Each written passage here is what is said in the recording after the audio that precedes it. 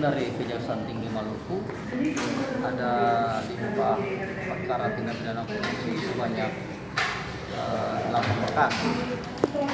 Iya. Itu berkas apa saja, Pak? Yang pertama tadi itu ngelimpah perkara penyalahgunaan dana di Kabupaten Seram bagian Barat, sekretariat dengan tersangkanya 5 orang.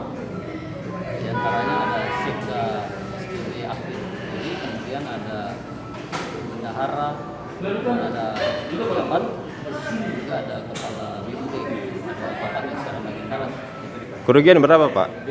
Paling untuk SBB sendiri itu jumlah kerugian kurang lebih 8,5 miliar rupiah, kurang lebih seperti itu.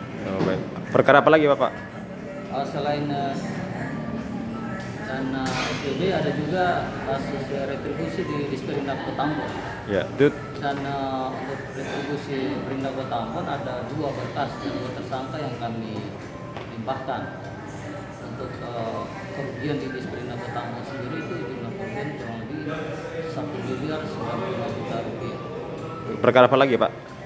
Rencananya juga ada perkara SMK 1 Ambon.